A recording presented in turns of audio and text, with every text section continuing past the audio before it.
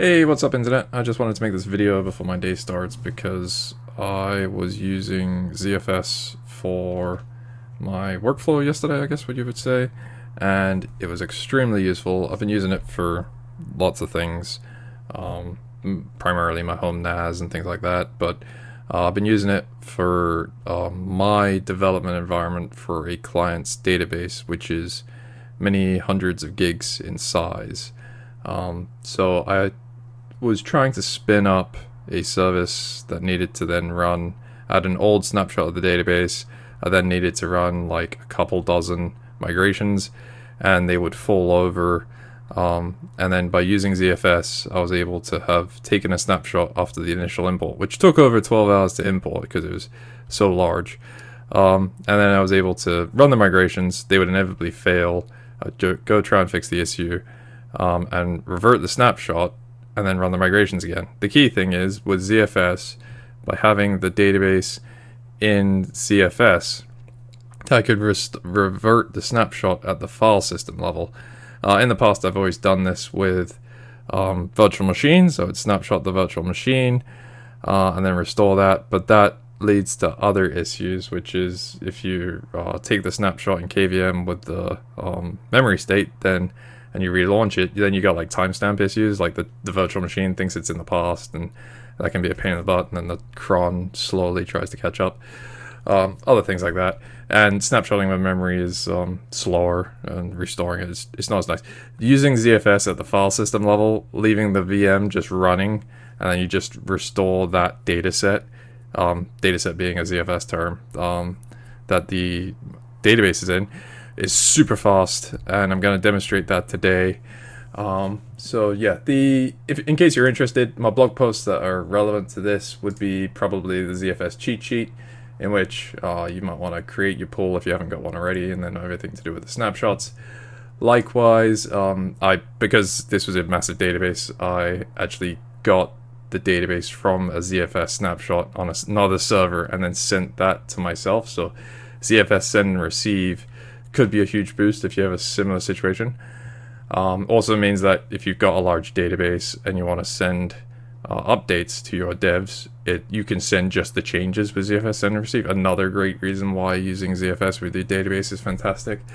And likewise, I'm running the database in Docker, and so my Docker Compose cheat sheet, right off the bat, the first example, shows how the database, in this case is MongoDB, but you could just, instead of using a named volume, use a bind mount, and then use that bind mount in your ZFS dataset, so that you're just snapshotting that data, which is what I've done in my case.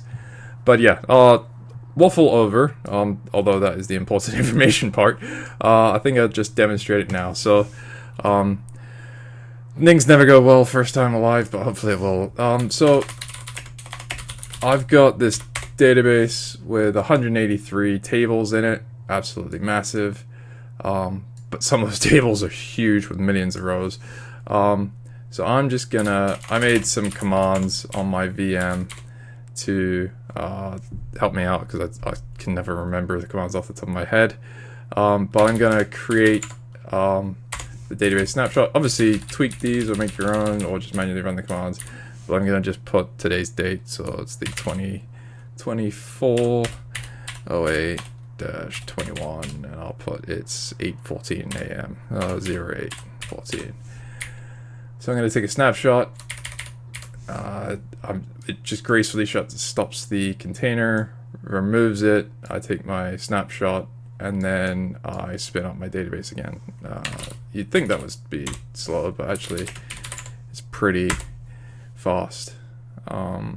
The longest part is actually the shutting down of the container. That was this bit, and then starting up again. The ZFS snapshot is instant, but I don't want to risk. It's snapshotting the data, no memory state, so I don't want to risk inconsistent, or not sure of the word, but yeah, I don't want to risk queries running while I'm taking the snapshot and stuff like that.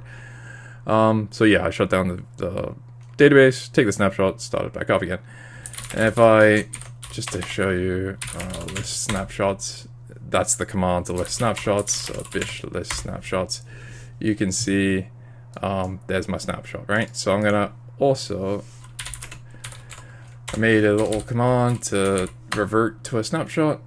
I'm just gonna update that to the snapshot I just took, right? So I want to revert to the one I just took. So yeah, if I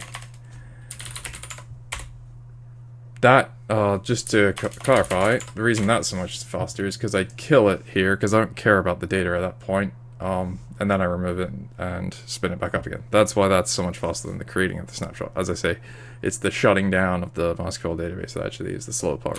ZFS is the instant. So yeah, if I do this, this is the MySQL connection.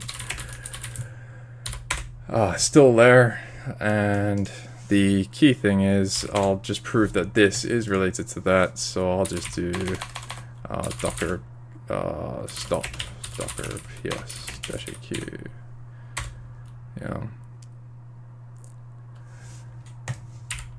and then you can see it's not connected to the server because I stopped it, so I'll do docker start. So, and now if I do, yeah, it's running, right? So I'm just gonna do show drop use MySQL, and then drop database vita. This database is so large that, yeah, 183 rows. So if I do use vita show tables, there is no database vita, right? So now bash revert database done. Use vita, it's there, show tables. I don't have to spend the next 12 hours doing a MySQL import. It's brilliant being able to snapshot your database instantly. Well, it's not instant, you gotta wait for the database to shut down. I guess technically you wouldn't have to, in which case then it would be pretty much instant. And yeah, super quick. I recommend if you're having a pipeline, you're about to push through a code change that's running migrations, would be great to just, you know, run a script on the server to just take a ZFS snapshot. That way, if anything goes wrong, just restore that snapshot instantly. You're up and running in seconds. An RDS backup takes much longer, but that's because it's actually syncing to a remote server, and you can do that. You can use ZFS send and receive to effectively do that. Send your snapshots to a remote server. But for most of the time, you just want to be able to revert the snapshot. Your server itself is not gone. So for that flow, just taking a ZFS snapshot is brilliant. Does exactly what you need. Take the snapshot, run your code update that runs the migrations. Something fails, revert the snapshot. You're running again. Yeah. All right. Hope that was useful. Hopefully not too much waffle. I will catch you later.